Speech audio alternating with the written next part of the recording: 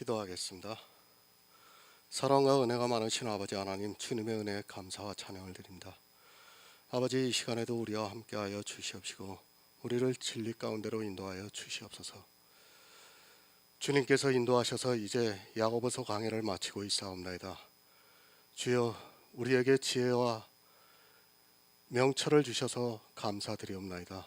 정말 성경에서 예수 그리스도를 알아 영생을 얻는다는 것이 얼마나 어렵다는 것을 새삼 깨닫게 됩니다. 오직 주님의 은혜가 아니고는 안 된다는 것을 우리가 믿고 있사옵나이다. 주여, 우리가 야고보서를 끝내고 이제 다시 또 갈라디아를 시작할 때 정말 하나님께서 풍성한 은혜로 내려 주시옵소서. 정말 이 세상에서 복음을 전하는데 부족함이 없도록 역사하여 주시옵소서. 모든 말씀 예수 그리스도의 이름으로 기도했습니다. 아멘. 야고보서 5장 15절을 보겠습니다.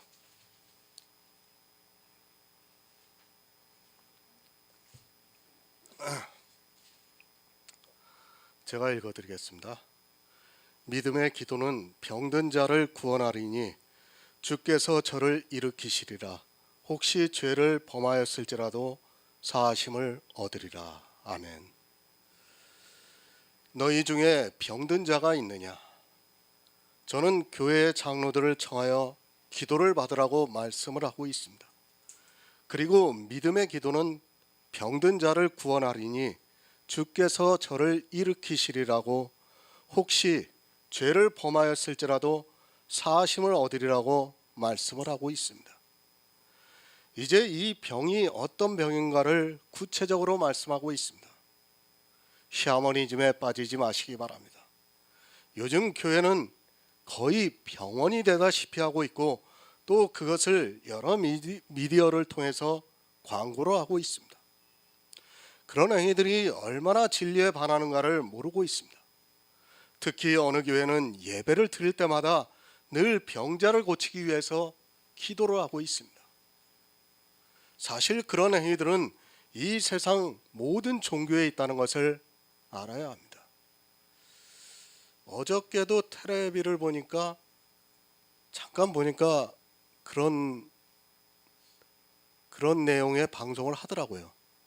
이렇게 어디 기도원인가 교회에서 병자들을 고치는 거, 뭐 완전 병원처럼 다 써붙여놨어요. 뭐 무슨 병 해가지고. 교회가 아니라 병원이 되어 있습니다. 다시 말씀드리지만 영의 일입니다. 성경을 육적으로 보지 마시기 바랍니다. 정말 어리석은 사람들은 성경을 문자 그대로 보고 또 자기에게 필요한 문장만을 인용해서 육으로 빠져 들어가고 있습니다. 너희 중에 병든 자가 있느냐? 그 다음에 이 병든 자가 누구인가를 가르쳐주고 있습니다. 조금만 주의 깊게 보아도 알 수 있습니다. 하지만 사람들은 성경을 성경 그대로 보는 것이 아니라 자기 이성으로 먼저 생각을 하고 나서 성경을 보고 있습니다. 실제 그런 연구들이 진행되고 있는 것을 볼 수 있습니다. 사람이 얼마나 자기 이성을 가지고 보는가를 시험하고 있습니다. 글을 보게 됩니다. 거기에는 틀린 글이나 문장들이 있게 만들어 놓았습니다. 하지만 사람들은 그 글을 보고 틀린 것을 찾지 못하고 있습니다. 아니, 틀린 글을 보고도 이미 자기 안에 이성적 지식으로 이해를 하고 있습니다. 그런 실험을 하면 거의 모든 사람들이 다 그렇게 보고 있다는 것을 쉽게 알 수 있는데, 성경 역시 그렇게 보고 있다는 것을 깨달아야 합니다. 이미 다 알고 있어요. 그런 상태에서 성경을 보다 보니까 성경이 성경으로 보이지가 않는 거예요.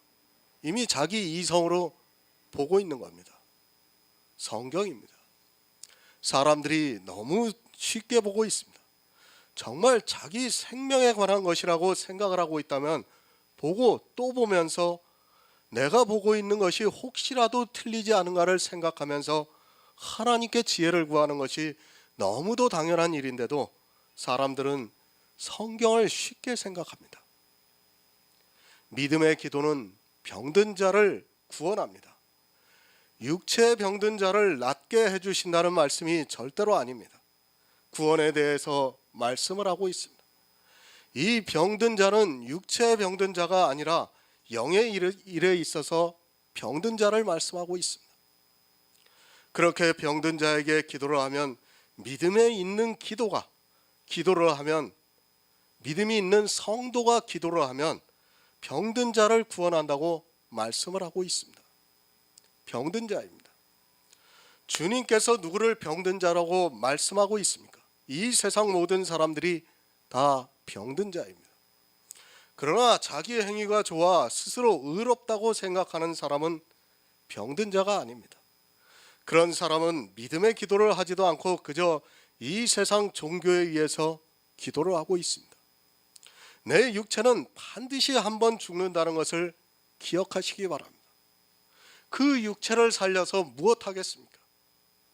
이상하게도 천국을 소망한다고 하는 그들이 이 세상 종교에 다니고 있는 사람들보다 육체에 대해서 더 애착을 가지고 있습니다. 이미 그 자체가 예수 그리스도를 믿지 않고 있다는 증거가 될 수 있습니다. 육체가 한번 죽는 것은 너무도 당연하고 그것을 받아들여야 하는데 성경이 그것을 가르쳐주고 있는데도 이상하게도 암병이 걸렸는데도 기적을 바라고 있습니다. 그런 일들을 교회 안에서 얼마나 많이 하고 있습니까? 심지어는 그런 일을 해서 환자들을 괴롭게 하고 돈을 버는 것을 볼 수 있습니다. 성경을 모르면 병이라는 단어가 나오면 그것을 고칠 수 있는 것으로 생각하고 자기에게서 그런 은사가 조금이라도 나타나기 시작하면 그 일에서 빠져 헤어나오지를 못하고 있습니다. 병이 들었다고 포기하라는 것이 아닙니다. 우리는 병원에 가서 치료를 받아야 합니다. 그러나 말기암이 걸렸을 때는 이제는 주님을 기다리면서 준비하는 것이 바른 성도의 모습이라고 생각하고 있습니다. 하지만 오히려 그런 병든 자들을 쉬지도 못하게 하고 또 조용히 주님을 만날 준비를 하지 못하게 하고 더 힘들게 하고 있는 것이 이 시대의 종교의 모습입니다. 믿음의 기도입니다. 병든 자를 구원해 주시고 있습니다. 꼭 그렇다는 것이 아니라 영적으로 병이 들어있는 사람이 장로를 청해서 기도를 받게 되면 그 기도로 그 영혼이 구원을 받을 수 있다는 말씀입니다. 이 장로는 진리를 알고 있는 사람이라고 생각해야 합니다. 고린도전서 11장 30절을 보겠습니다. 신약성경 277쪽입니다. 고린도전서 11장 30절입니다.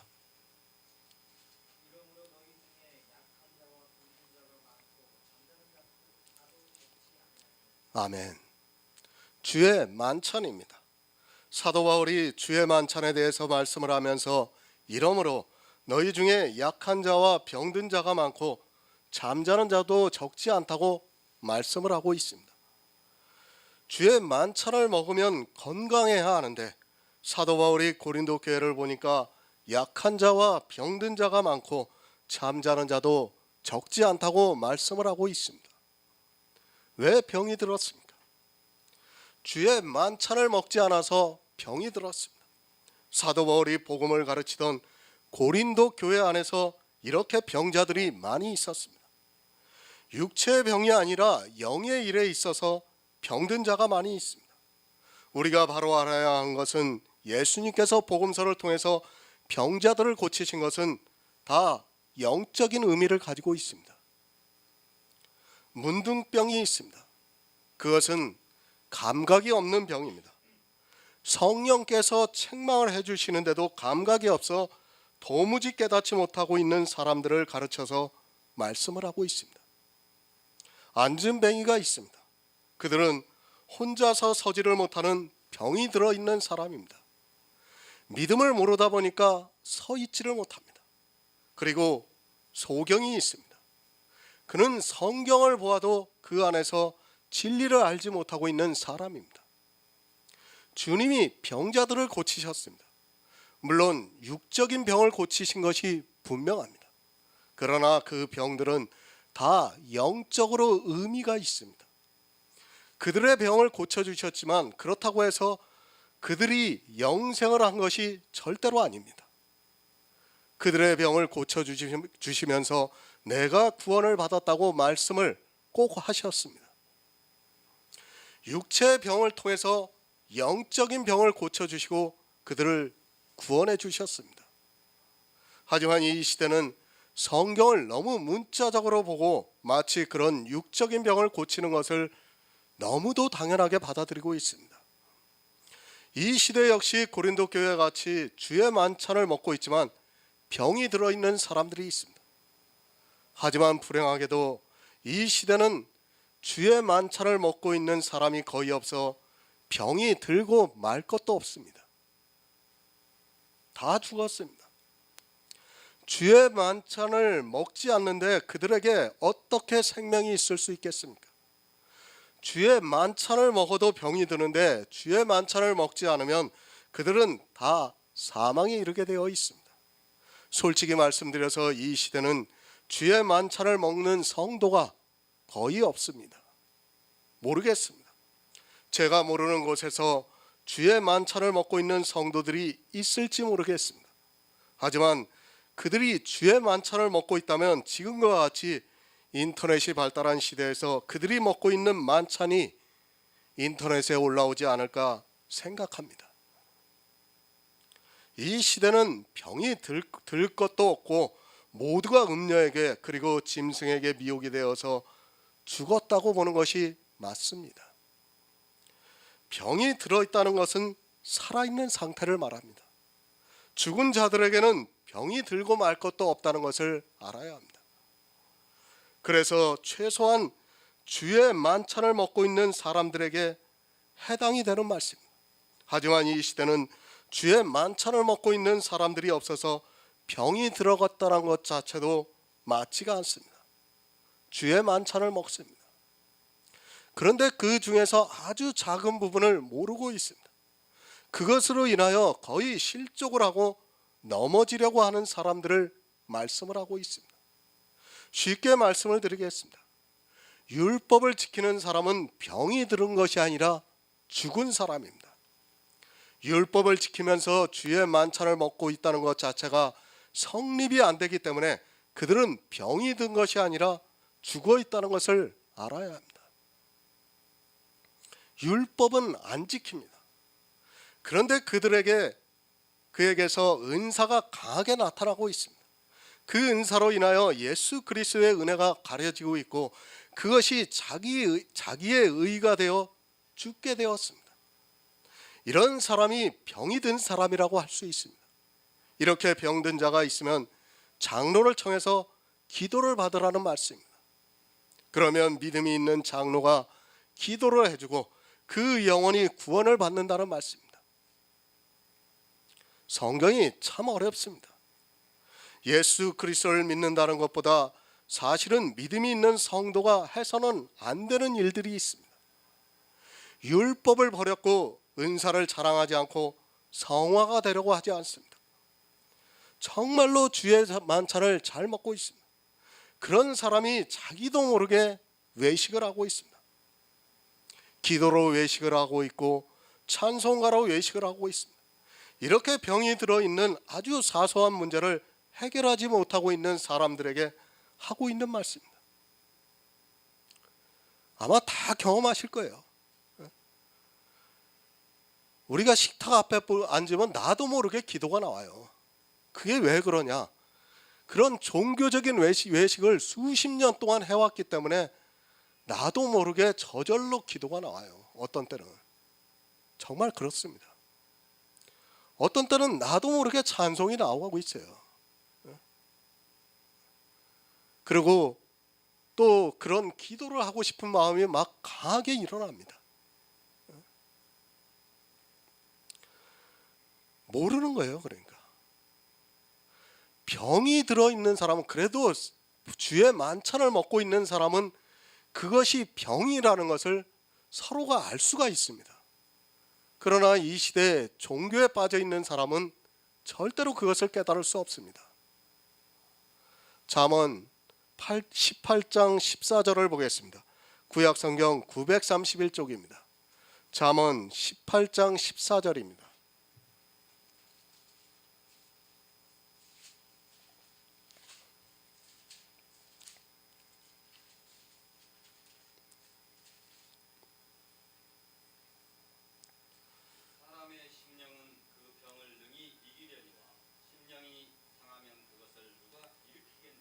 아멘.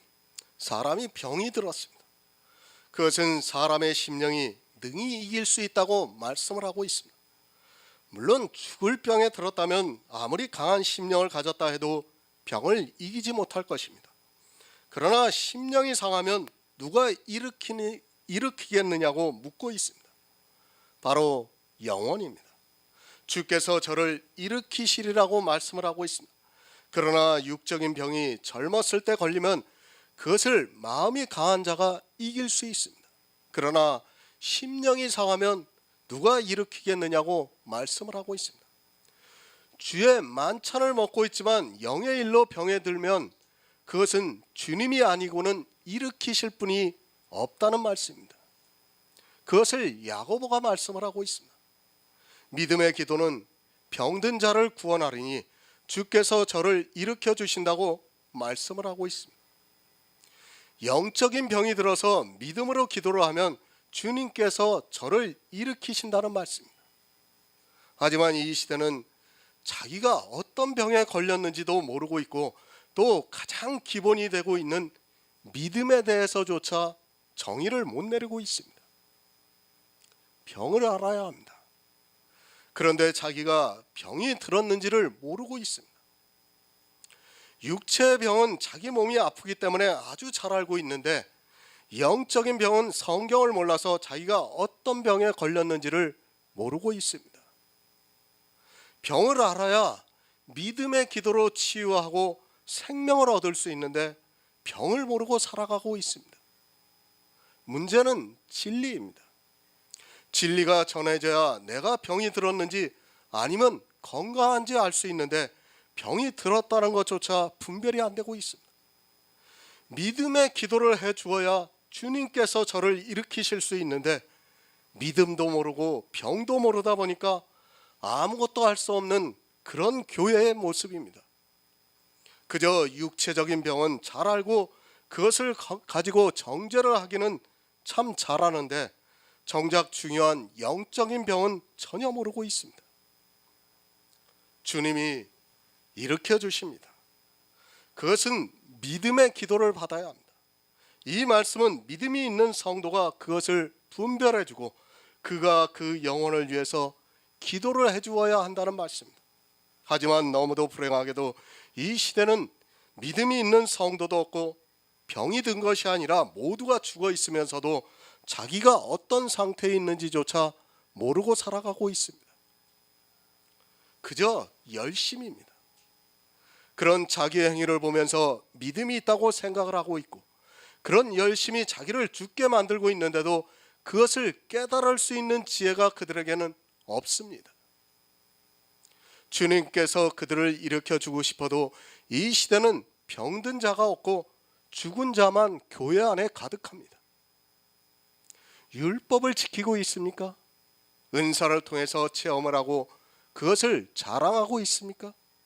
교회 안에서 성도로 살아가기 위해서 성화가 되고 있습니까? 이들은 병이 든 자가 아니라 아예 죽은 자라는 것을 분명히 기억하고 있어야 합니다. 이렇게 죽어 있는 자들은 자기가 병이 들었다는 것조차 인지가 안 되게 되어 있습니다. 죽었는데 병이 들었다 해도 그것을 어떻게 깨달아서 알 수 있겠습니까? 진리를 알아야 합니다. 그리고 주의 만찬을 먹어야 합니다. 그러나 이 시대는 진리가 사라졌고 또 주의 만찬을 먹는 교회가 거의 사라졌습니다. 주님께서 내 몸은 세상에 생명을 주는 살이라고 말씀을 하셨습니다. 생명이 있어야 자기가 병이 들었다는 것을 인지하고 죽은 자는 그것을 깨달을 수 없습니다. 그래서 주의 만찬입니다. 반드시 성도들은 주의 만찬을 먹어야 합니다. 하지만 이 시대는 주의 만찬을 먹는 교회가 없습니다. 솔직히 율법과 은사 그리고 육체의 성화에서 자유로운 교회가 어디 있습니까? 지금은 율법주의가 아닌 교회가 없다는 것을 여러분이 바로 알고 있어야 합니다. 단 한 가지라도 율법을 지키고 있다면 율법주의 교회입니다. 제가 구원파는 안 가봐서 잘 모릅니다. 그러나 분명한 것이 있습니다. 그들이 영지주의입니까? 그들은 11조를 내고 있기 때문에 율법주의입니다. 지금 우리나라에서 율법주의가 아닌 교회는 없는 것으로 알고 있습니다. 그렇게 단 한 가지라도 율법을 지키고 있다면 그 교회는 율법주의 교회라는 것을 알아야 합니다. 이 문제에 대해서는 이제 제가 갈라디아에서 아주 명확하게 말씀을 드릴 예정입니다. 요한복음 16장 9절을 보겠습니다. 신약성경 175쪽입니다. 요한복음 16장 9절입니다.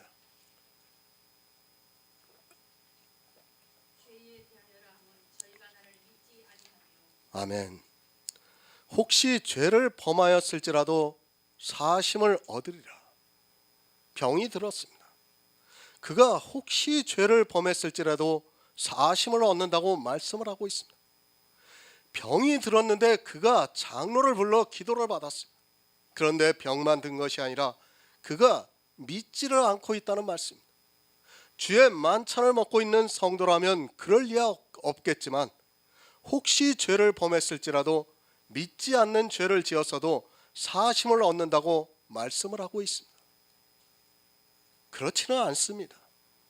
주의 만찬을 먹고 있는데 어떻게 예수 그리스도를 안 믿을 수 있겠습니까? 더구나 행함이 있는 믿음이 있어서 율법의 한 모양이라도 다 버렸는데 그가 무슨 죄를 범했겠습니까? 그러나 병든 자는 모르는 일입니다. 혹시 병이 든 자가 죄를 범했을지라도 그를 주님께서 구원해 주시겠다는 말씀입니다. 믿음의 기도입니다. 그냥 기도가 아닙니다. 믿음이 있는 장로가 하는 기도가 그렇다는 말씀입니다. 이 시대의 목사들의 기도가 그렇다는 것이 아닙니다. 그들은 율법을 지키고 있기 때문에 그들이 아무리 진심으로 기도를 한다 해도 그것은 믿음의 기도가 될 수 없습니다. 믿음의 기도라는 것은 반드시 믿음이 있는 성도만이 할 수 있는 기도입니다. 그렇지 않습니까? 믿음도 없는 자가 기도를 한다고 해서 그가 아무리 진심으로 하나님께 간절히 기도를 한다 해서 그 기도가 믿음의 기도가 될 수 있습니까? 믿음의 기도라는 말씀은 그 사람이 반드시 예수 그리스도를 믿어야 합니다. 예수를 믿는 것은 행함이 있는 믿음이 있어 반드시 율법을 버리는 행함이 있는 성도라야 합니다. 아무나 믿음의 기도가 아닙니다. 반드시 믿음이 있는 자만이 할 수 있는 기도입니다. 믿음도 없으면서 믿음으로 기도했다고 하지 마시기 바랍니다. 율법을 행하면서 자기가 믿음으로 기도했다고 말하지 마시기 바랍니다. 그것은 자기를 속이는 일이며 그 기도를 받은 사람 역시도 속고 있다는 것을 바로 깨달아야 합니다. 믿음이 있어야 합니다. 그래야 그 사람이 병이 들어있다는 것을 알 수 있습니다. 믿음이 없는 사람은 그저 종교적으로 기도를 하고 있습니다. 믿는다고 하면서 기도를 하고 있지만 실제 그 기도는 믿음의 기도가 아닙니다. 병을 알고 죄를 아는 사람만이 믿음이 있습니다. 죄가 무엇입니까? 예수 그리스도를 믿지 않는 것이 죄입니다. 교회 안에서 율법을 지키지 않는 것이 죄가 아니라 율법을 지키는 그것이 죄입니다. 결국 행함이 있는 믿음이 없는 사람은 반드시 죄를 짓게 되어 있습니다. 그 죄는 영적인 죄로 그 영혼이 사망에 이르는 죄입니다.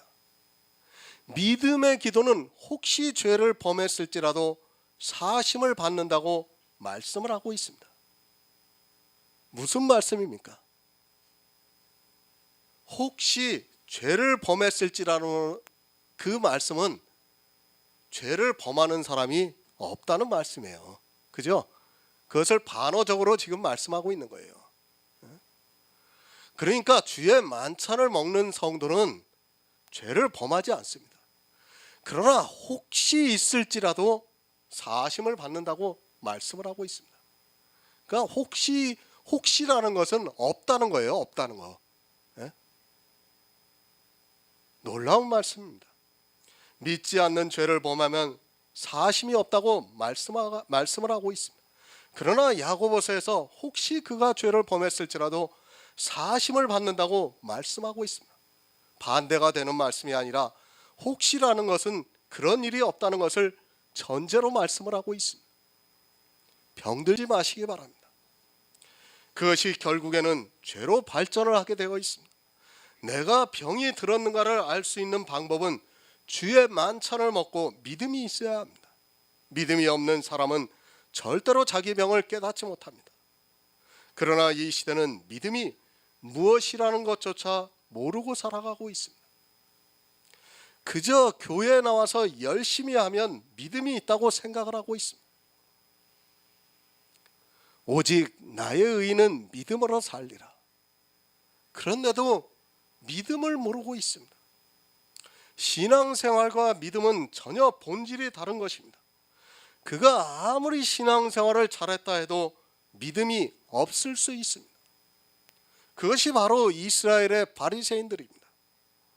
그들은 누가 보기에도 하나님을 잘 믿었던 사람들이었지만 자기들이 어떤 병에 걸렸는가를 몰라서 결국에는 예수 그리스도를 십자가에 못 박아 죽였습니다. 디모데전서 1장 13절을 보겠습니다. 신약성경 337쪽입니다. 디모데전서 1장 13절입니다.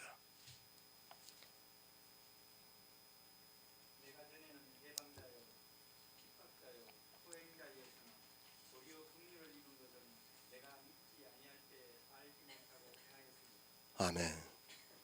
내가 믿지 아니할 때 알지 못하고 행하였다고 말씀하고 있습니다. 사도 바울이 하나님을 안 믿었던 때가 있었습니까? 사도 바울은 어려서부터 한 번도 하나님을 안 믿었던 적이 없었습니다. 그러나 믿음을 모르고 율법의 행위에 빠져 있었습니다.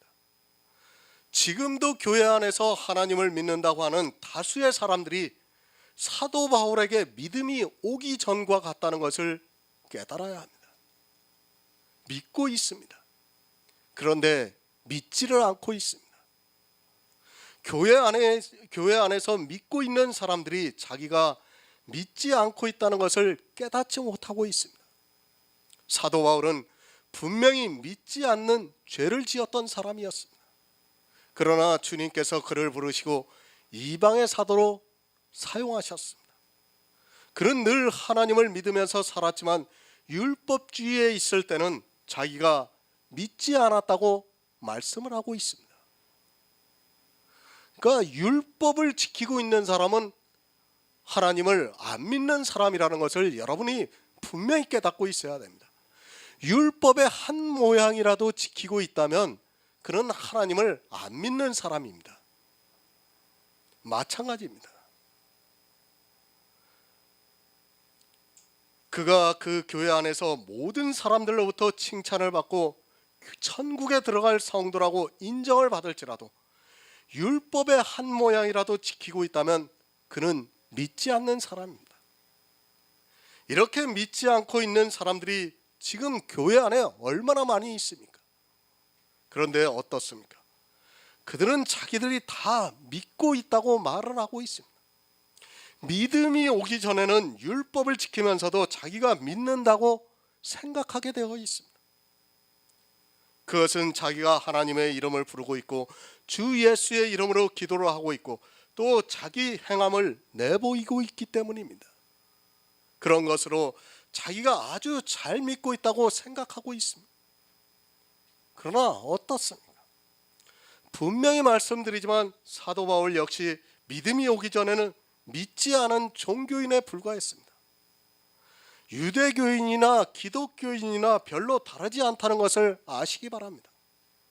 사도 바울이 유대교회에 있을 때 믿지 않았고 지금 이 시대 기독교에 있으면서 믿지 않고 있습니다. 그러나 사도 바울이 유대교에 있으면서도 자기는 하나님을 믿는다고 굳게 믿고 있었습니다. 죄를 지었습니다. 율법을 지키는 죄를 짓고 예수 그리스도의 은혜를 받아들이지 못했습니다. 하지만 믿음이 오고 나니까 그때는 자기가 믿지 않았다고 고백을 하고 있습니다. 이 시대 역시 율법의 행위를 하고 있는 그들이 믿는다고 말을 하고 있습니다. 그러나 그것은 믿지 않는 영적인 죄입니다. 혹시 그런 죄를 범했을지라도 믿음의 기도는 사하심을 얻게 한다고 말씀하고 있습니다. 그러니까 혹시라는 것은 전혀 그럴 일이 없지만 혹시라도 있다면 진짜 만에 하나 그런 일이 있다면 사해 주시겠다는 말씀이에요. 얼마나 은혜로운 말씀입니까? 오직 믿음입니다. 아무리 강조를 해도 지나치지 않습니다. 그러나 사람들은 아직 믿음이 오지 않아서 유대교에 있는 것 같이 율법을 지키고 있으면서도 자기가 믿고 있다고 착각을 하고 있습니다. 믿음을 받아 내 병이 들어있는지를 바로 분별할 수 있는 성도가 되시기를 바랍니다. 야고보서 5장 16절을 보겠습니다. 신약성경 376쪽입니다.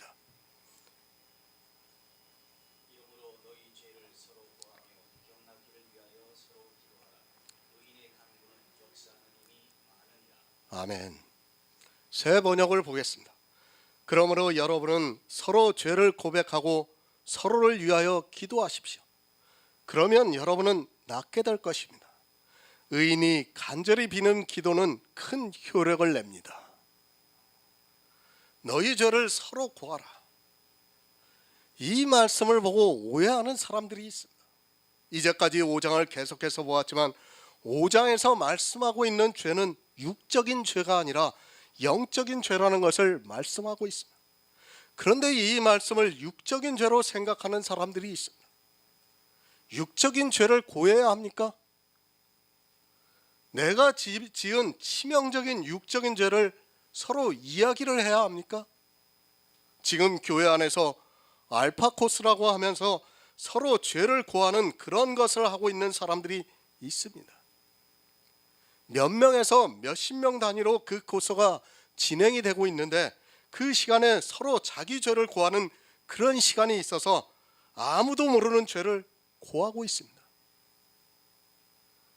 한 10여 명이 앉아가지고요 자기 죄를 고하는 거예요. 정말 수치스러운 죄까지도 다 고하는 거예요. 그러면서 눈물을 펑펑 쏟아냅니다. 그러면 그 옆에 있는 사람이 또 그렇게 죄를 고해요. 돌아가면서 그렇게 그러는 겁니다. 그러면서 자기들을 치유한다고 그렇게 하고 있습니다. 얼마나 어리석은 일입니까? 정말 이해가 안 됩니다. 그들은 예수 그리스도의 십자가를 전혀 모르고 믿지도 않는 사람이라는 것을 바로 알아야 합니다. 우리가 태어나기도 전에 예수 그리스도께서는 이 세상에 오셔서 세상 죄를 지고 가셨습니다. 그것을 믿는 것이 예수 그리스도를 믿는 일입니다. 하지만 교회 안에 미혹하는 자들이 나와서 자기 죄를 고하라고 말하고 있습니다. 교회 안에서도 그러죠. 간증하면서 자기 죄를 고하는 것을 마치 자랑처럼 생각하고 있습니다. 그 죄를 고하라는 말씀이 절대로 아닙니다. 그것을 왜 합니까? 그리고 야고보가 지금 그런 죄를 서로 고하라고 말씀을 하고 있습니까? 그런 죄는 우리가 태어나기도 전에, 아니 죄를 짓기도 전에 예수 그리스도께서 지고 가셨습니다. 예수 그리스도의 십자가를 모르고 그것을 믿지 않기 때문에 그런 어리석은 일들을 하고 있습니다. 너희 죄입니다. 그것은 육적인 죄가 아니라 영적인 죄를 말씀하고 있습니다. 우리가 성경을 알아가다 보면 내가 이제까지 해온 일들 중에서 죄라는 것을 알게 됩니다. 나는 정말 하나님을 위해서 일을 했는데, 그리고 아직까지 진리를 몰라서 그저 종교에서 시키는 대로 일을 해왔는데 그것이 나중에 보니까 영적인 죄를 진 일입니다. 그것이 병입니다. 한 가지 예를 들어보겠습니다. 진리의 성령이 오시기 전에는 교회 안에서 하고 있는 성찬식이 죄라는 것을 깨닫지 못합니다. 교회가 2000년 가까이 그런 행위들을 해왔기 때문에 너무도 당연하게 받아들이고 있습니다. 아마도 제가 성찬식이 죄라고 하면 저를 보고 이단이라고 공격할 사람이 많이 있을 것이라 생각하고 있습니다. 그러나 죄입니다. 성경에서 주의 만찬이라고 말씀을 하고 있지 어디에도 성찬이라는 단어조차 없다는 것을 바로 알아야 합니다. 설령 성찬이라는 단어가 있어도 마찬가지입니다. 주님께서는 우리 성도들이 모여서 주의 만찬을 먹는 것을 본을 보여주신 것이지 지금 교회에서 하고 있는 것과 같이 작은 빵을 먹고 작은 양의 포도즙을 마시는 그런 행위를 가르쳐 주신 것이 절대로 아닙니다. 이것을 죄라고 생각하는 사람은 거의 없을 것입니다. 아니, 오히려 저에게 이상하다고 이야기할 사람이 더 많이 있다는 것을 잘 알고 있습니다. 그러나 성경에 있는 그런 행위들을 육적으로 하고 있다면 그 자체가 죄라는 것을 깨달아야 합니다. 주의 만찬을 먹어야 하는데 그런 행위를 함으로 해서 자기들이 주의 만찬에 참여하는 것으로 오해를 하게 되어 있습니다. 그렇지 않습니까? 이제까지 우리가 교회 안에서 성찬식을 해왔습니다. 그러면서 어떻게 생각했습니까? 내가 주님의 살에 떡에 그리고 주님의 피에 참여를 한다고 생각하고 그걸 하지 않았습니까? 절대 아닙니다. 종교적인 행위에 불과합니다. 주의 만찬은 성도들이 모여서 예수 그리스도에 대해서 말씀을 듣는 것이 주의 만찬입니다. 성경에 기록되어 있는 것을 행위로 하고 있는 것은 모두가 죄라는 것을 깨달아야 합니다. 이 성찬식이 죄라는 것을 모르고 있습니다. 그리고 그것을 행하면서 신앙생활을 했습니다. 그런데 그것이 죄라는 것을 성령의 감동으로 깨닫게 되었습니다. 바로 이런 죄를 서로 고하라고 말씀을 하고 있습니다. 구약의 율법뿐 아니라 신약에 기록되어 있는 말씀 중에서도 이렇게 죄가 되는 것이 많이 있습니다. 발 씻는 것이라든지 일천번제를 한다고 하는 행위라든지 또 여러 가지 은사를 나타내고자 하는 모든 일들이 죄입니다. 그것을 알았을 때입니다. 그때 자기 죄를 서로 고하라는 말씀입니다. 이 세상에서 도덕적으로 짓는 죄를 서로 고하라는 것이 아니라 진리를 몰라 성경을 보고서 그것을 행위로 하고 있는 그런 것이 죄라는 것을 알았으면 서로 고해서 병 낫기 위해 서로 기도하라고 말씀을 하고 있습니다. 육적인 죄입니다. 도덕적인 죄는 서로 고해서는 안 됩니다. 그것은 진짜 샤머니즘적인 행위라는 것을 알아야 합니다. 그렇지 않습니까? 사실 육적인 죄를 고해보세요. 내가 저 사람이 어떤 사람이라는 것을 다 알아본다, 어떤 죄를 지었는가를 다 안다고 생각해 보세요. 사람이 알고 있으면요 보는 눈이 달라지게 돼 있어요. 그렇지 않습니까? 저 사람이 무슨 죄를 지었다는 걸 다 알게 되면 보는 눈이 달라져요. 그럴 수밖에 없는 거예요, 사람이. 그렇잖아요. 우리가 영화나 TV 같은 데서 보면 정말 사형수들이 회개를 하고 나와서 정말 사람답게 살고자 해가지고 정말 사람들이 볼 때는 너무 착한 거야. 근데 언제 사형수라는 말을 딱 듣게 되면 어떻게 됩니까? 그 다음부터는 사람들이 돌변을 하는 거예요. 마찬가지라는 거예요. 우리 죄를 고하게 되면 교회 안에서 그런 일이 있게 됩니다. 죄는 덮어줘야 하는 거지 고하는 것이 절대로 아닙니다. 이 세상 종교는 그렇게 하고 있습니다. 하지만 하나님께서는 우리 죄를 기억지 않는다고 말씀을 하고 있습니다. 하나님께서도 기억지 않는 죄를 왜 사람들이 서로 그것을 고하고 있는지 도무지 이해가 안 됩니다. 성경을 모르면 어쩔 수 없습니다. 자기가 무슨 짓을 하고 있는지 모르고 그것이 잘하는 일로 생각하고 그런 샤머니즘에 빠져들어가고 있습니다. 지금 한국 교회는 성경을 몰라도 너무 모르고 있습니다. 솔직히 말씀드려서 이 세상 종교보다도 못하는 것을 말씀드립니다. 시편 91편 15절을 보겠습니다. 구약성경 871쪽입니다. 시편 91편 15절입니다.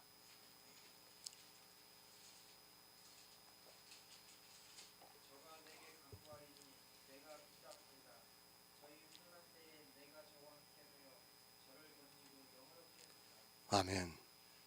의인의 간구는 역사하는 힘이 많습니다. 어떤 의인입니까? 율법을 잘 지키는 의인이 아니라 예수 그리스도의 은혜로 의롭다함을 얻은 의인입니다. 성경에서 율법으로 의롭다함을 얻은 의인은 한 사람도 없습니다. 만약에 그런 사람이 있다면 예수 그리스도께서는 이 세상에 오시지 않았습니다. 성도는 의인입니다. 육체적으로 의인이라는 것이 아니라 예수 그리스도의 구속의 은혜로 의롭다함을 얻은 의인이라는 말씀입니다. 내 육체가 의인이 아니라 내 안에 새롭게 탄생이 된 영이 의롭다는 말씀입니다. 의인이라고 하니까 마치 육체까지도 의인이 된 것으로 생각하는 사람들이 있습니다. 육체는 죽을 때까지 죄인이지만 예수 그리스도를 믿음으로 탄생이 된 영이 의롭다는 말씀입니다. 저가 내게 간구하리니 내가 응답하리라. 의인이 간구라 하면 하나님께서 그 간구를 들으시고 응답해 주시겠다고 이미 시편에서 말씀을 하고 있습니다. 이 의인이 누구입니까? 예수 그리스도입니다. 의인이 무엇에 대해서 간구를 하고 있습니까? 영적인 병에 든 사람에 대해서 그를 위해서 간구하고 있다는 말씀. 이 영적인 병이 여러 가지 모양으로 나타나고 있다는 것을 늘 주의 깊게 살피고 있어야 합니다. 서로 기도하라. 이 말씀을 오해하지 마시기 바랍니다. 서로 기도를 하라고 하니까 아무 것이나 서로 기도하면 되는 것으로 생각하고 이 시대는 그것을 중보기도라고 하면서 열심을 내서 하고 있습니다. 또 그렇게 중보기도하는 것을 자기의 의로 삼고 자랑하고 있습니다. 그런 기도 중에 과연 죄를 위해서 기도하는 것이 있는가 냉정하게 생각해 보시기 바랍니다. 무엇을 위해서 기도합니까? 자기 생명을 위해서 그 생명을 얻지 못하게 하는 영적인 죄에 대해서 서로 기도를 해 주어야 하는데 의인이 아니다 보니까 이 세상의 일을 가지고 서로 기도를 해주고 있습니다. 그런 기도는 기독교에서만 하는 것이 아니라 무당도 해주고 있다는 것을 알아야 합니다. 무당을 찾는 사람들이 물론 점도 보고 있습니다. 그러나 그들에게 가장 부탁하는 것이 무엇인지 아십니까? 기도입니다. 기도. 그런데 그런 기도를 하고 있습니다. 의인이 아니다 보니까 자기가 무슨 기도를 해야 하는 줄도 모르고 이 세상에서 무당이 하는 그런 기복적인 기도를 하고 있습니다. 그러면서 기도가 응답되었다고 자랑을 하고 있습니다. 그것은 의인의 기도가 아니라 악인의 기도라는 것을 깨달아야 합니다. 그런 기도는 자기 영혼을 망하게 하는 기도고 발람이 불의의 싹스를 위해서 한 기도입니다. 의인이 되시기 바랍니다. 간구하는 것 자체가 다르다는 것을 알아야 합니다. 악인은 교회 안에서 육적인 것을 서로 기도하고 있고 의인은 오직 생명에 대한 기도를 하면서 그가 생명을 얻는 데 있어서 죄를 짓고 있다면 그 죄를 알고 그것을 위해서 간구하고 있습니다. 생명입니다. 아무리 강조해도 지나치지 않습니다. 모든 성경은 이 생명에 대해서 말씀을 하고 있습니다. 성도는 모든 생각이 이 생명에 가 있습니다. 그러나 가라지는 생명이 없으면서도 마치 자기가 이미 생명을 얻은 것으로 생각하고 이제는 이 세상에서 더 의롭게 살고 또 하나님을 위해서 일을 하겠다고 하면서 율법을 지키는 악을 행하고 있습니다. 내가 응답하리라. 아무 것이나 다 응답하는 것으로 생각하지 마시기 바랍니다. 생명에 관한 것만 응답해 주십니다. 늘 강조로 하지만 하나님이 가지고 계신 것은 이 세상 것이 아니라 하늘의 것입니다.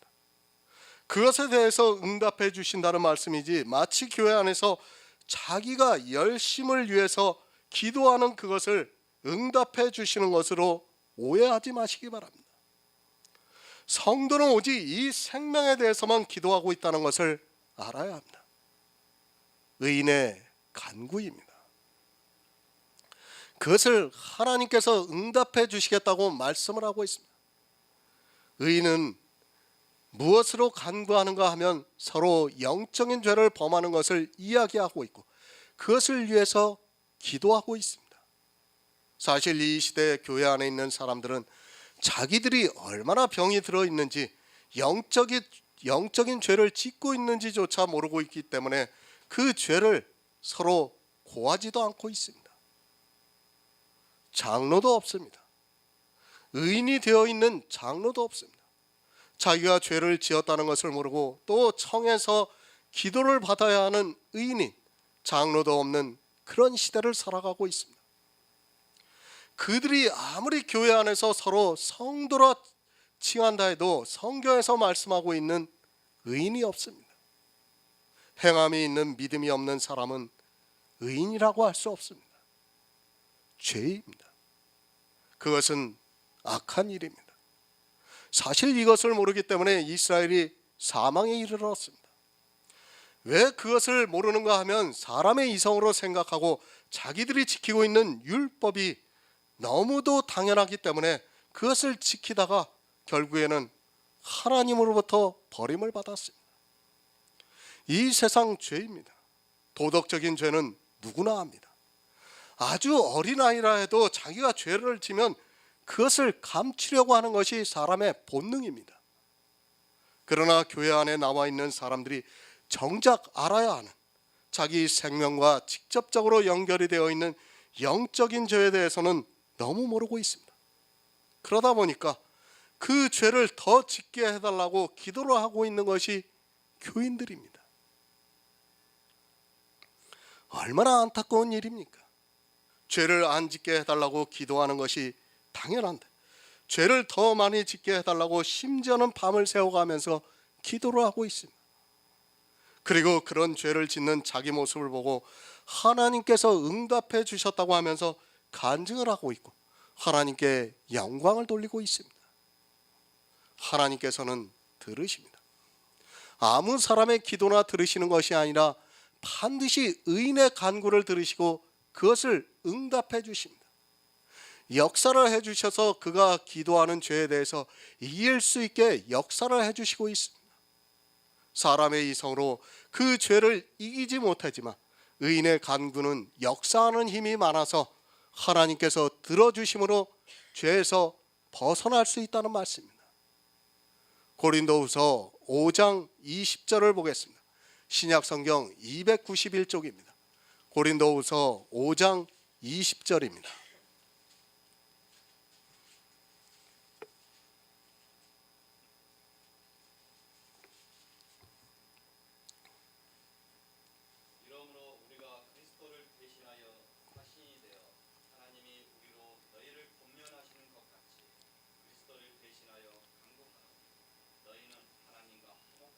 아멘. 간구합니다. 누가 간구를 합니까? 주님께서 우리를 위해서 간구하셨습니다. 그것을 사도 바울이 다시 말씀을 하고 있습니다. 우리가 그리스도를 대신하여 사신이 되어 하나님이 우리로 너희를 권면하시는 것 같이 그리스도를 대신해서 간구한다고 말씀하고 있습니다. 의인입니다. 물론 성도도 의인입니다. 그러나 엄밀히 말씀을 드리면 오직 예수 그리스도만이 의인입니다. 우리는 의롭다함을 얻은 의인이지만 예수님께서는 죄가 없으신 의인이라는 말씀.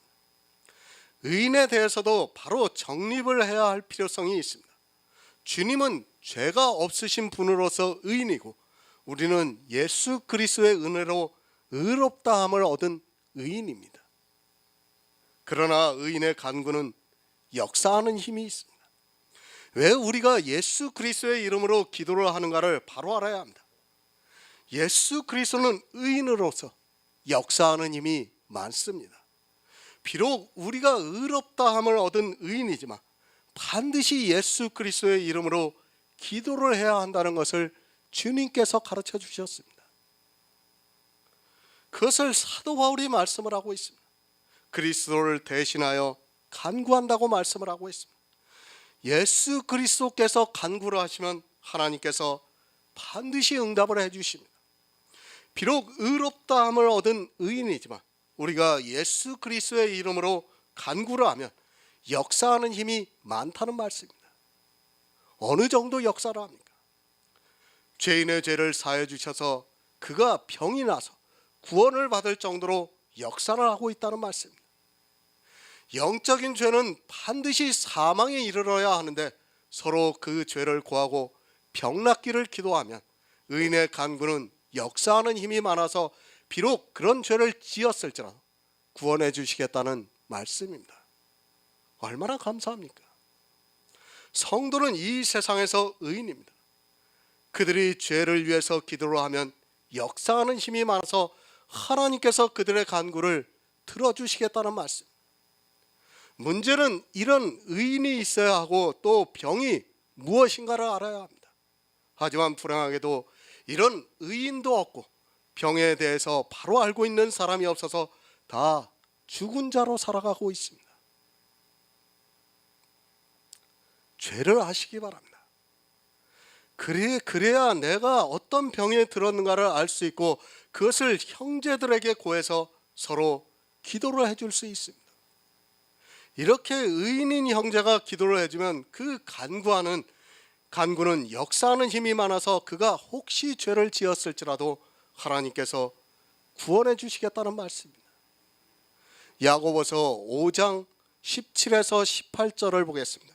신약성경 376쪽입니다.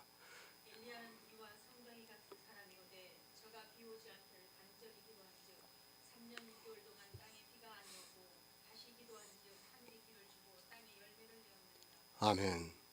새 번역을 보겠습니다. 엘리야는 우리와 같은 본성을 가진 사람이었지만 그가 비가 오지 않도록 해달라고 간절히 기도하니 3년 6개월 동안이나 땅에 비가 내리지 않았으며 다시 기도하니 하늘이 비를 내리며 땅은 그 열매를 맺었습니다. 간구입니다. 의인의 간구는 역사하는 힘이 많다는 것을 엘리야를 통해서 비유로 가르쳐주고 있습니다. 의인의 간구가 역사하는 힘이 얼마나 많은가를 가르쳐주기 위해서 엘리야 시대에 있었던 일을 비유로 해서 가르쳐주고 있는 말씀입니다. 하늘의 비입니다. 그것을 인력으로 할 수 있는 것이 절대로 아닙니다. 또한 하나님께 기도를 한다고 해서 그것이 안 내리고 또 기도를 한다고 해서 내릴 수 있는 것이 아닙니다. 지금 기독교 안에 참으로 이상한 생각들이 가득 차 있는 것을 볼 수 있습니다. 마치 이 세상의 것도 자기가 간구로 하면 하나님께서 들어주실 것으로 생각하고 있습니다. 비가 안 옵니다. 그러면 정말 이 말씀을 생각하면서 교회 나가서 기도를 하고 있습니다. 그것은 한마디로 이 세상 사람들이 하는 기우제를 하는 것과 조금도 다르지 않습니다.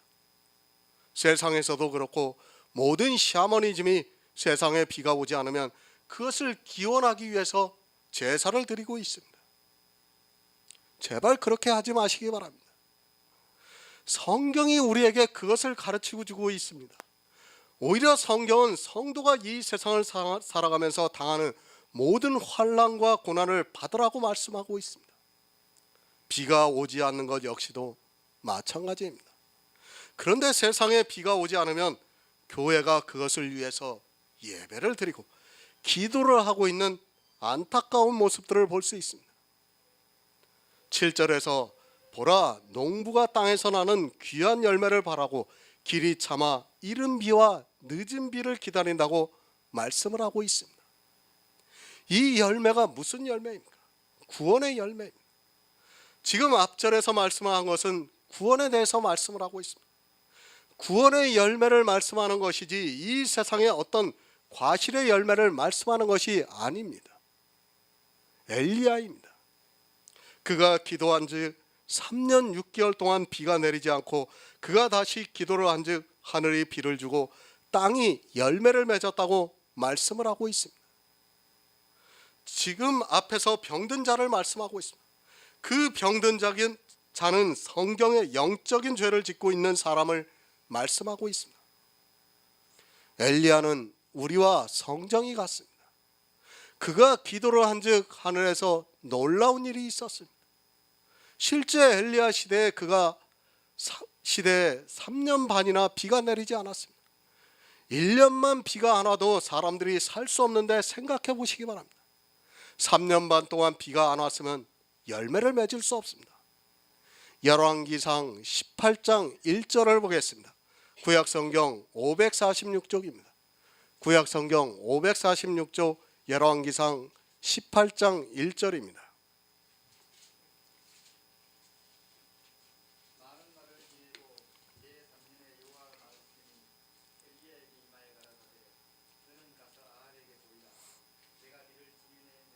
아멘. 엘리야가 다시 기도한 즉 비를 내려주셨습니까? 마치 사람들은 그렇게 생각하고 있습니다. 야고보서의 말씀을 보고 자기들이 기도를 하면 마치 엘리야가 기도를 하니까 하늘에서 비가 내리지 않은 것 같이 자기들의 기도를 하나님께서 들어주신다고 믿고 있습니다. 물론 믿음을 갖는 것은 좋은 일이지만 그것은 믿음이라고 할 수 없습니다. 17장 1절에서는 마치 엘리야가 기도를 한 것처럼 기록이 되어 있습니다. 그러나 18장에서 누가 기도를 하게 하셨는가를 가르쳐주고 있습니다. 기도에 대해서 너무 모르는 사람들이 있습니다. 그저 아무 기도나 많이 하면, 아니 자기가 진심으로 기도를 하면 다 들어주실 것으로 알고 있습니다. 더구나 야고보서는 엘리야는 우리와 성정이 같은데 그가 기도를 하니까 비가 안 오고 또 기도를 하니까 비가 왔다고 말씀을 하니까 자기도 성정이 엘리야와 같으므로 기도를 하면 다 들어주시는 것으로 오해를 하고 있습니다. 정말 바로 아시기 바랍니다. 기도는 그렇게 아무 생각 없이 자기 마음대로 하는 것이 절대로 아닙니다. 그런 기도가 영혼을 망하게 하고 있다는 것을 깨달아야 하는데 이 시대는 그저 말씀을 문자적으로만 보고 있고 자기가 엘리야나 되는 것처럼 기도를 하고 있습니다. 하나님께서 말씀을 하셨습니다. 너는 가서 아합에게 보이라. 내가 비를 지면에 내리라고 말씀을 하셨습니다. 실제 이 말씀을 듣고 엘리야는 아합에게 보이고 자기가 기도를 하겠다고 하면서 머리가 무릎에 들어갈 정도로 기도를 했습니다. 그리고 그가 기도를 하자 지면에 비가 내리기 시작을 했습니다. 누가 말씀을 하셨습니까?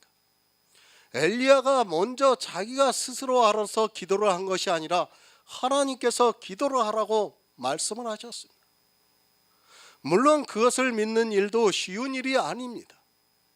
그러나 엘리야는 믿고 아합에게 가서 제사를 드리면서 기도를 했고 하나님께서는 엘리야에게 하신 말씀대로 이스라엘 땅에 비를 내려주셨습니다. 그 비를 내리시면서 어떻게 하셨습니까?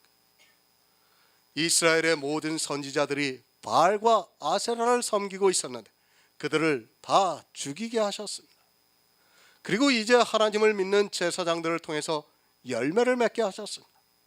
엘리야를 통해서 보여주신 일은 분명히 육적인 일이지만 그것은 영적으로 비를 내려주셨습니다.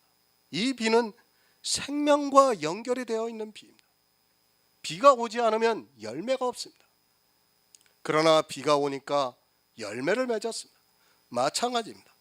엘리야 시대의 그런 것과 같이 야고보는 병이 들어있는 사람, 죄를 지은 사람을 위해서 의인이 간구를 하면 역사하는 힘이 많다는 것을 말씀하고 있습니다. 그 간구하여 역사하는 힘이 마치 엘리야 시대에 엘리야가 기도를 한즉 3년 반 동안 비가 오지 않고 그가 다시 기도를 한즉 지면에 비를 내렸습니다. 엘리야의 능력이 얼마나 놀랍습니까? 그러나 그 능력도 그가 뛰어나서 된 것이 아니라 하나님께서 미리 엘리야에게 기도를 하라고 말씀을 하셨습니다. 비가 오지 않겠다고 하시고 또 비가 내리게 하겠다고 하셨습니다. 마치 그와 같이 우리도 엘리야와 성정이 같지만 우리가 기도를 하면 병이 들어 영적인 죄를 지은 사람에게 역사하는 힘이 많아서 그들을 구원할 수 있다는 말씀입니다. 엘리야가 물론 기도했습니다. 그러나 하나님께서는 엘리야에게 기도를 하라고 말씀을 하셨습니다. 미리 땅에 비가 오지 않을 것을 말씀하셨고 또 비를 내리시기 전에 엘리야에게 말씀을 하셨습니다. 엘리야가 뛰어나서가 아니라 그가 능력이 많아서가 아니라 하나님께서 하셨습니다. 그래서 야고보는 엘리야도 우리와 같은 인간이라는 것을 말씀하고 있습니다. 무슨 말씀입니까? 우리도 인간입니다. 그러나 우리 역시 하나님께서 의롭다함을 주셨습니다. 그렇게 의롭다함을 얻은 성도의 간구는 역사하는 힘이 많다는 말씀입니다. 그래서 그 의인이 기도를 하면 병이 들고 영적인 죄를 짓고 있는 사람이라 할지라도 서로 고하고 기도를 해주면 역사하는 힘이 많다는 말씀입니다. 누가 더 큰 일입니까? 엘리야의 육적으로 3년 반 동안 비가 안 오고 다시 기도를 한즉 비가 온 것이 더 큰 일입니까?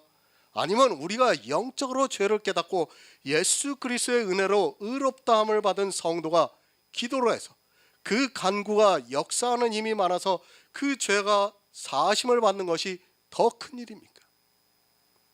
사실 엘리야의 기도보다도 이 시대를 살아가는 성도의 기도가 더 큰 일입니다. 엘리야는 육적으로 대단한 일입니다. 사람으로서는 어느 누구도 할 수 없는 일입니다. 그러나 우리 성도 역시 사람이지만 그보다 더 큰 일을 할 수 있다는 것을 가르쳐주고 있는 말씀입니다. 엘리야의 간구보다 성도의 간구로 인하여 그가 죄사함을 받고 구원을 받는다면 그것이 더 큰 일이라는 말씀입니다. 물론 구약은 그림자라는 것을 우리가 알고 있습니다. 엘리야의 그 간구도 기도도 역시 큰 일입니다. 같은 사람입니다. 엘리야도 사람이고 우리도 역시 사람입니다. 그러나 엘리야는 구약에서 실제 비가 오고 안 오는 놀라운 역사를 이루었습니다. 그렇다고 해서 이 시대도 그런 역사가 똑같이 일어난다는 것이 절대 아닙니다. 비가 오는 역사는 다 하나님께서 미리 말씀을 해주셔서 그렇게 할 수 있었습니다. 사람들은 엘리야를 너무 대단하게 생각하고 있습니다. 그것은 아무것도 아닙니다.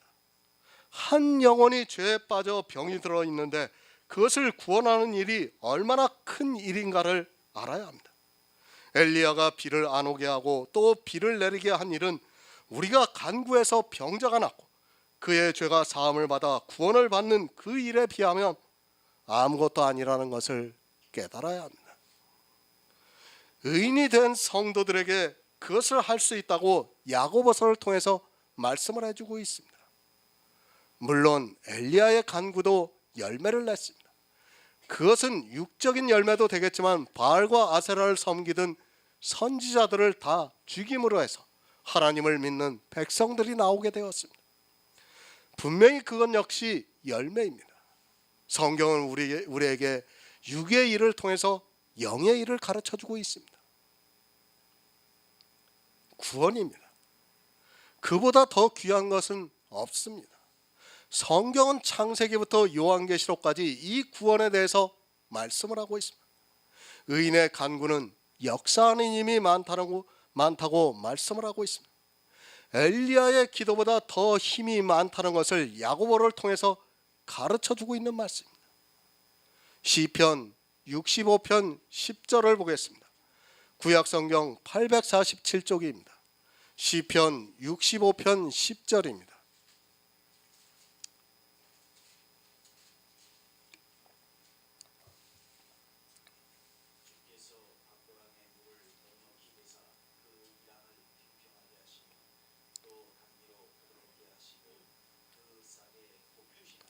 아멘.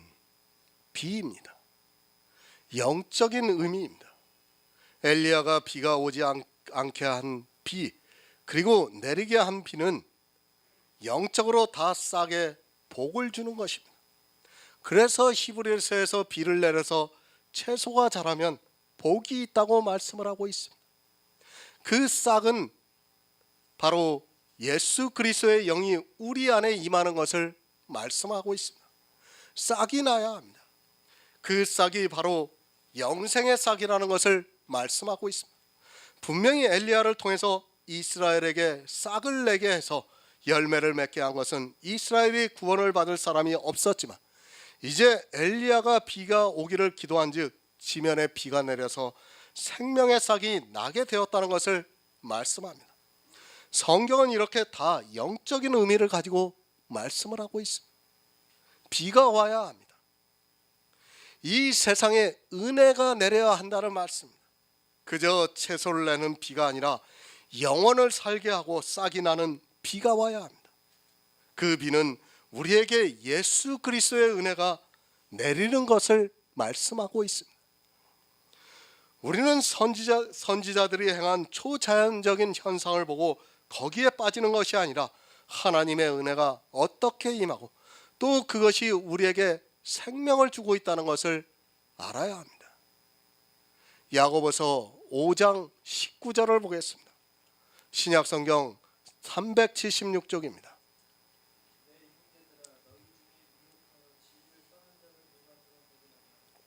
아멘.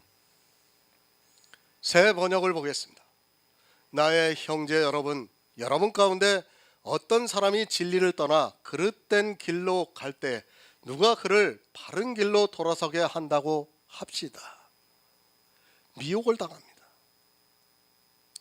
이 세상을 살아가는 것 자체가 미혹을 당하고 있다는 것을 알아야 합니다. 교회 안에 있는 사람들이 이 미혹을 너무 모르고 있습니다.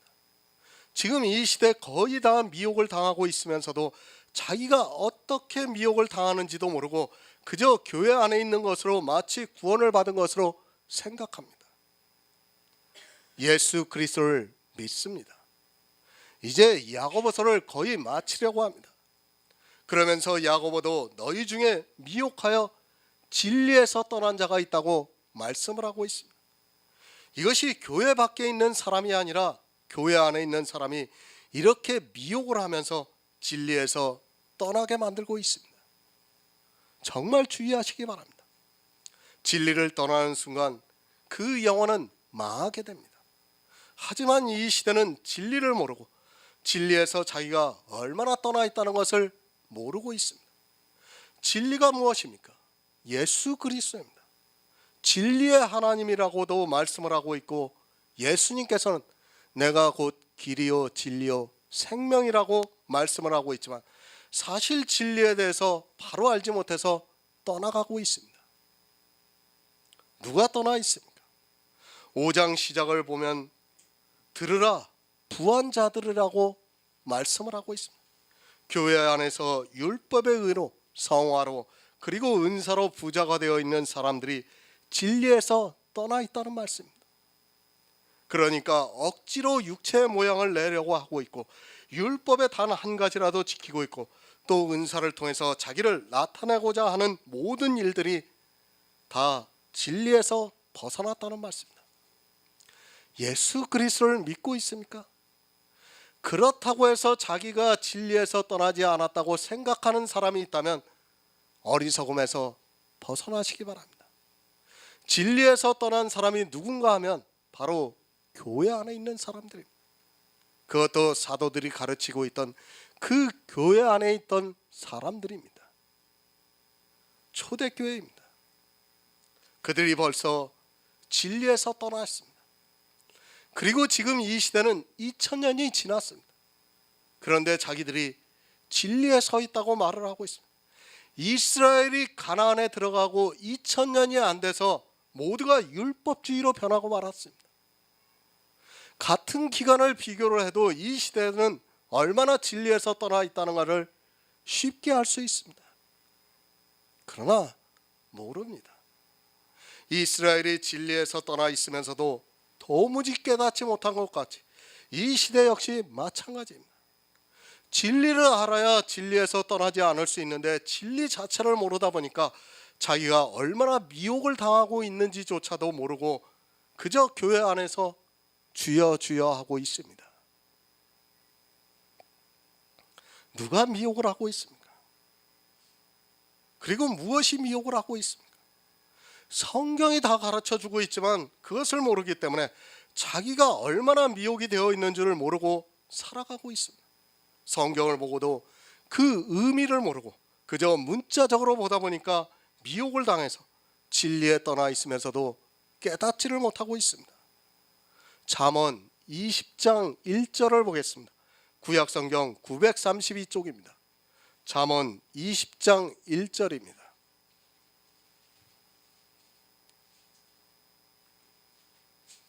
포도주는 거만케 하는 것이요 억주는 떠들게 하는 것이라.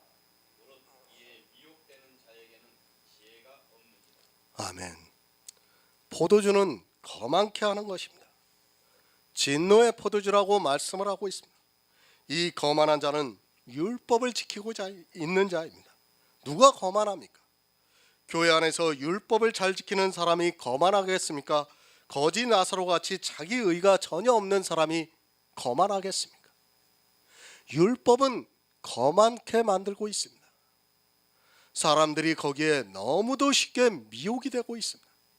자기는 겸손해서 하나님께 순종해서 율법을 지킨다고 하지만 실상은 그 율법이 사람을 거만하게 만들고 있습니다. 교회 안에서 모든 예배를 다 드리고 또 모든 일을 다 하는 사람은 그 자체로 거만해지고 있다는 것을 알아야 합니다. 율법을 지키는 자는 자기도 모르게 거만해지고 있습니다. 누가 거만합니까?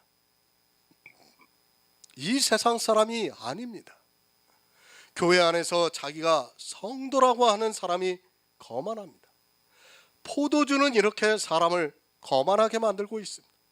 진노의 포도주라고도 하기도 하고 그것을 율법이라고도 합니다. 이것을 행하는 사람은 그 자체로 거만해지고 있습니다. 이렇게 율법을 지키고 있는 자는 이미 미혹이 되어 있다는 것을 말씀하고 있습니다. 율법이 미혹을 하고 있습니다. 그것을 지금 잠언에서 가르쳐주고 있지 않습니까? 율법 지키지 마시기 바랍니다. 가난한 자는 절대로 거만해질 수 없습니다. 부자가 되어야 거만해질 수 있지 가난한 자는 거만해지면 조롱을 받습니다. 교회 안에서 율법으로 부자되어 있는 사람은 거만하다고 말씀을 하고 있고 무릇 이에 미혹이 되어 있는 자는 지혜가 없다고 말씀을 하고 있습니다. 율법 왜 지킵니까? 지혜가 없기 때문에 지키고 있습니다. 만약에 하늘의 지혜가 임한 성도라면 절대로 율법을 지키지 않습니다. 율법을 안 지키다 보니까 부자가 될 수 없고 그런 성도는 거만해지고 싶어도 안 됩니다. 그렇죠. 우리 지금 이 안에서 누가 거만해질 수 있습니까? 다 똑같아요. 우리는 거만해지고 싶어도 거만해질 수가 없어요. 우리는 세상 사람들에게 대해서도 그렇고 또 교회 안에 있는 사람들에게도 그렇습니다. 오직 예수 그리스도의 은혜만을 바라고 있는 사람들은 거만해질 수가 없습니다. 미혹당하지 마시기 바랍니다. 율법은 늘 사람의 마음을 미혹하고 있습니다. 이 세상의 이성으로 생각하면 율법을 지키는 것이 너무도 바른 일입니다. 그것을 나쁘다고 할 사람은 아무도 없습니다. 그래서 더욱 쉽게 사람들이 진리에서 떠나 율법에 미혹되고 있는데도 성경을 모르다 보니까 율법을 지키는 것이 잘하는 것으로 생각하고 거기에 모두가 미혹이 되어 넘어지고 있습니다. 단 한 가지의 율법입니다. 그것이 사람을 거만하게 하고 부자로 만들어서 미혹을 당하게 되어 있습니다. 사실 이 율법의 문제는 사단이 일하고 말 것도 없이 그저 교회를 세워놓기만 하면 거기로 다 들어가 미혹을 당한다 해도 틀린 말이 아닙니다. 율법을 지키는 것이 사람의 이성으로 옳기 때문에 쉽게 진리에서 떠나 진노의 포도주를 마시면서 거만해지고 있습니다. 모든 행위입니다. 야고보서는 계속해서 행함이 있는 믿음에 대해서 말씀을 하고 있습니다. 행함이 있는 믿음은 무엇을 행하는 것이 아니라 아무것도 행하지 않고 오직 마음으로 믿어 의에 이르는 그것입니다. 하지만 사람들은 이 행함이 있는 믿음을 깨닫지 못하고 있고 또 설령 지식으로 알고 있다 해도 자기가 무엇인가를 하지 않으면 하나님을 안 믿는 것 같아 쉽게 미혹을 당하고 있습니다. 마지막입니다. 미혹당하지 말라고 가르쳐주고 있습니다. 아니 너희 중에 미혹이 되어 진리를 떠난 자가 있으면 돌이키라고 말씀을 하고 있습니다. 초대교회니까 이 말씀이 어느 정도가 이해가 되지, 이 시대는 너희 중에 미혹이 되어서 진리에 떠난 자가 몇 사람이 되는 것이 아니라 교회 안에 있는 거의 모든 사람이 다 그렇다는 것을 알고 있어야 합니다. 이해가 안 됩니다. 물론 하나님의 섭리라고 믿고 있습니다. 그러나 몇 사람이 미혹이 되는 것이 아니라 전체가 다 미혹이 되어 있습니다. 그것을 성경에서 누누이 말씀해 주고 있지만 성경을 해석할 수 있는 지혜가 없어서 아주 쉽게 미혹이 되고 있습니다. 진리에 있는 사람이 있습니까? 이 시대는 진리에 있는 사람이 거의 없습니다. 진리에 있다가 미혹을 당하는 것이 아니라 처음부터 미혹을 당해서 진리에서 떠나 있습니다. 성경 말씀이 무색할 정도로 진리에서 떠나 미혹을 당하고 있습니다. 하지만 자기들이 얼마나 진리에서 떠나 있는가를 깨닫기보다는 오히려 율법의 행위에 더욱 열심을 내고 있습니다. 잠언 7장 25절을 보겠습니다. 구약성경 918쪽입니다. 잠언 7장 25절입니다. 내 마음이 음녀의 길로 치우치지 말며 그 길에 미혹 말지어다. 아멘. 음녀입니다. 그 길로 치우치면 미혹이 된다고 말씀을 하고 있습니다. 이 시대는 음녀를 너무 모르고 있습니다. 요한계시록에서 큰 음녀에 받을 심판에 대해서 말씀을 하고 있습니다. 성경은 계속해서 음녀에 대해서 말씀하고 있지만 사람들은 이 음녀를 너무 모르고 있습니다. 교회입니다. 사실 이 시대 교회를 보시기 바랍니다. 진리를 전하고 있는 교회가 있습니까? 아마 이 말씀을 보면서 이상하게 생각하는 사람도 있을 것입니다. 그래도 우리나라의 많은 교회들이 진리를 전하고 있다고 생각하고 있기 때문입니다. 많은 교회들이 오직 예수를 전하고 있는데 무슨 말을 하느냐고 저에게 따질 사람도 있을 것입니다. 그러나 없습니다. 지금 우리나라 교회에서는 거의 없다고 생각합니다. 아니 그 정도가 아니라 확신을 하고 있습니다. 이미 교회는 주님의 신부가 아니라 아세라로 변해 있다는 것을 깨달아야 합니다.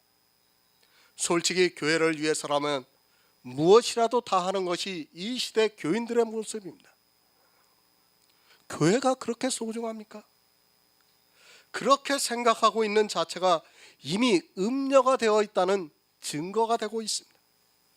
사람들은 보이는 교회를 교회라고 생각하고 있습니다.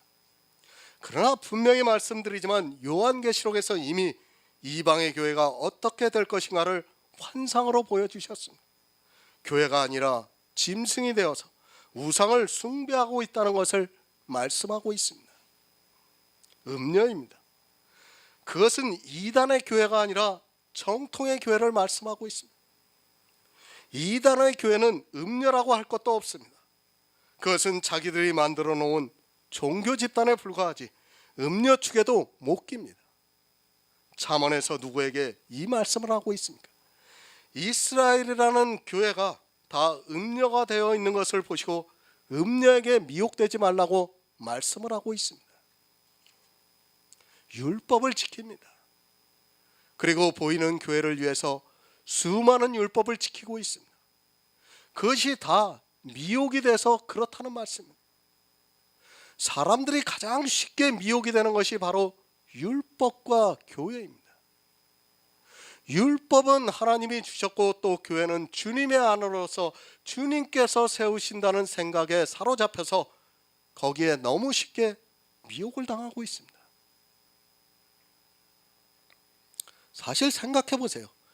교회를 세우는 순간 어떻게 됩니까? 미혹을 당하게 되어 있어요, 우리는. 교회라는 건물을 세우는 순간 미혹을 당하게 되어 있다는 것을 여러분이 알아야 돼요. 이 세상 교회는 미혹 당할 수밖에 없습니다. 그렇지 않습니까? 교회를 먼저 세우는 사람들이 무엇을 했습니까? 법을 만들어요, 법을. 가장 먼저 법을 만들고 있다는 것을 알아야 됩니다. 미혹이 안 될래야 안 될 수가 없어요. 진리에서 벗어났습니다. 이 시대를 보시기 바랍니다. 누가 누구를 위해서 있습니까? 교인들이 교회를 위해서 있습니다.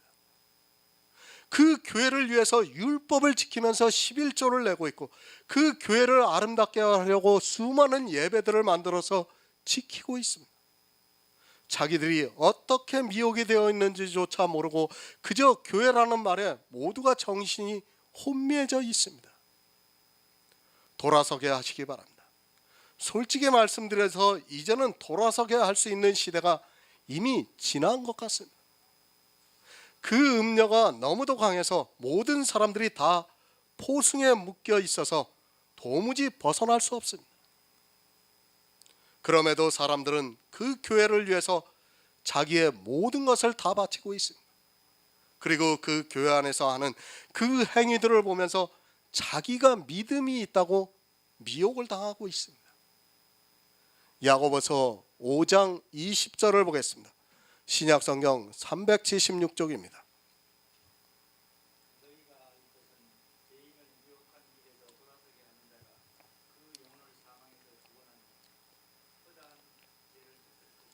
아멘. 새 번역을 보겠습니다.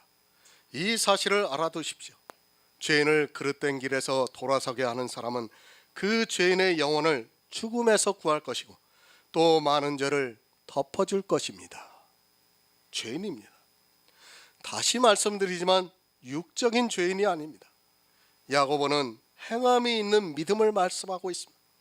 이 행함이 있는 믿음이 없어서 율법을 지키고 또 성화가 되려고 노력을 하고 있고 은사를 통해서 자기 믿음을 나타내려고 하는 사람들이 구원을 받지 못하는 죄를 짓고 있다고 말씀을 드렸습니다.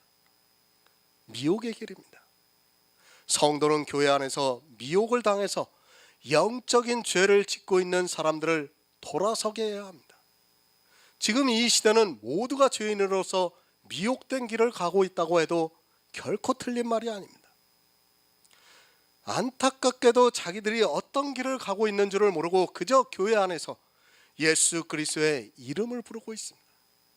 예수님께서 마태복음에서 주여 주여 하는 자가 다 천국에 가는 것이 아니라고 말씀을 하셨습니다. 모릅니다. 그들은 알지 못하고 있습니다. 지금 교회 안에 있는 율법을 지키고 있는 사람, 그리고 성화가 되기 위해서 노력하고 있는 사람, 은사를 통해서 자기를 나타내고 있는 사람들은 자기들이 어떤 길을 가고 있는 줄을 모르고 있습니다. 그 모든 것이 사실은 다 사단의 역사로 주어지고 있다는 것을 꿈에도 생각하지 못하고 있습니다. 야고보가 성경을 기록할 때만 해도 적었습니다. 그래서 미혹한 길에서 돌이키게 하라고 말씀을 하고 있습니다. 그러나 지금 이 시대는 거의 모두가 미혹한 길로 가고 있습니다. 그것을 깨달을 수 있는 지혜가 그들에게는 없습니다. 그 미혹한 길이 행함이 있는 믿음을 가지지 못한 교회 안에 있는 모든 사람입니다. 그런데 어떻습니까? 행함이 있는 믿음을 거꾸로 생각하며 율법을 지키는 것으로 말을 하고 있습니다. 그런 그들이 어떻게 자기가 미혹한 길로 가고 있다는 것을 깨달을 수 있겠습니까? 너무 많은 사람들이 그 길을 가고 있기 때문에 누가 진짜인지 누가 가짜인지도 분별이 안 되고 있습니다. 그들을 돌이켜야 합니다. 그들을 돌이키기 위해서 진리로 행하려고 하면 야고보서에서 말씀하고 있는 행함이 있는 믿음이 무엇인가를 바로 가르쳐 주어야 합니다. 그리고 자유하게 하는 온전한 율법이 무엇인가를 바로 가르쳐 주어야 그들이 율법주의에서 성화주의에서 은사주의에서 돌아서게 할 수 있고 그런 사람들이 오직 예수 그리스도를 믿는 성도가 될 수 있습니다. 그 일을 하는 자가 그 영혼을 사망에서 구원한다고 말씀을 하고 있습니다. 또 많은 죄를 덮어줄 것이라고 말씀을 하고 있습니다. 성도가 이 세상을 왜 살아가야 하는가를 말씀하고 있습니다. 또 진리를 알고 있다는 것이 얼마나 귀한 일인가를 깨달아야 합니다. 미혹을 당해 있으면서도 허다한 사람들이 자기가 진리에서 벗어나 있다는 것조차 깨닫지 못하고 있습니다. 죄인을 미혹하는 길에서 돌아서게 하시기 바랍니다. 그것이 이 시대는 너무 어렵습니다. 그래도 초대교회는 처음 복음이 전파되었기 때문에 누가 진리에서 벗어나 미혹을 당하고 있는가를 쉽게 알 수 있었는데, 그리고 그 숫자가 많지 않아서 그들을 돌이키기가 쉬웠는데 지금은 그런 시대가 아닙니다. 오히려 이단이라고 합니다. 행함이 있는 믿음이 있는 성도가 이단이 되고 있는 그런 시대입니다. 모두가 다 진리에서 떠나 미혹의 길, 행위로 빠져 들어가 있으면서도 그것을 거대한 종교는 믿음이라는 말로 미혹을 해서 믿음이 좋아지려고 하니까 그 행위에 더욱 열심을 내게 만들고 있습니다. 사람들은 자기 믿음을 좋게 보이려고 더욱더 행위에 빠져들어가고 있습니다. 어렵습니다. 그래도 우리 진리를 알고 있는 성도가 해야 하는 일입니다. 그런 미혹된 길을 가고 있는 자를 보면 어떻게 하든지 그를 돌이켜서 예수 그리스도를 믿게 해주어야 합니다. 그것이 영혼을 구원하는 일이고 허다한 죄를 덮어주는 일이라고 말씀하고 있습니다.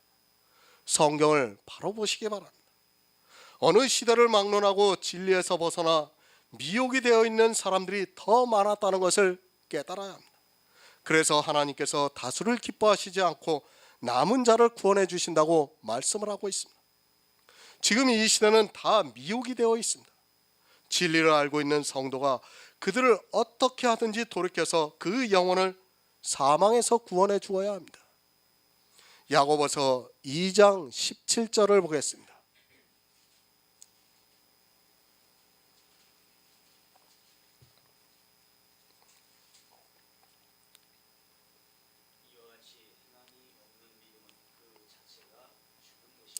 아멘. 이제 야고보서 강해를 마치려고 합니다. 이 야고보서의 전체 주제는 행함이 있는 믿음입니다. 이 행함이 있는 믿음이 없는 믿음은 죽은 것이라고 말씀을 하고 있습니다. 교회에 나와서 예수 그리스도를 믿는다고 하는 것은 아주 쉬운 일입니다. 하지만 행함이 있는 믿음을 가진다는 것은 자기 혈과 정과 욕심을 십자가에 못 박지 않고는 불가능한 일입니다. 율법은 폐하여졌습니다. 예수 그리스도의 십자가가 그것을 우리에게 가르쳐주고 있습니다. 예수 그리스도를 믿는다고 하면 당연히 이제 행함이 있는 믿음을 보여야 합니다. 그것을 야고보가 말씀을 하고 있습니다. 율법의 행위를 버리는 자유하는 율법을 들여다보고 잊어버리는 자가 아니요 그것을 실행하는 성도가 되어야 한다는 말씀입니다. 그리고 말씀합니다. 행함이 있는 성도에게 너희는 자유하는 율법대로 심판받을 자처럼 말을 하고 또 심판받을 자처럼 행하기도 하라고 말씀하고 있습니다. 율법을 버리는 행위를 버리는 그 행위가 교회 안에 있는 율법주의자들에게는 심판을 받을 사람과 같이 보입니다. 아니, 율법을 폐하라고 하면 다 그렇게 생각한다는 말씀입니다. 야고보서는 복음 중에 복음입니다. 성경의 모든 주제는 믿음입니다. 오직 예수 그리스도를 믿으라는 말씀입니다. 그러나 그 믿음이 어떤 믿음이 되어야 하는가 하면 행함이 있는 믿음이 되어야 하지. 그렇지 않으면 신약에서 말씀하는 것과 같이 예수 그리스도를 믿는다고 하지만 그들의 믿음은 죽은 믿음이라는 말씀입니다. 이 야고보서에서 말씀하고 있는 행함이 있는 믿음이 없다면 여러분의 믿음은 죽은 믿음이고 또한 거짓이라는 것을 알아야 합니다. 예수 그리스도를 믿으시기 바랍니다. 그것은 어떤 종교적인 행위를 하는 것이 아니라 성경을 보고 성령의 감동으로 예수 그리스도를 마음으로 믿는 그것입니다. 마음으로 믿는 성도는 반드시 행함이 있는 믿음을 보여야 합니다. 이 믿음을 가지고 구원을 받아 천국에서 모든 축복을 누리시기를 예수 그리스도의 이름으로 부탁드립니다.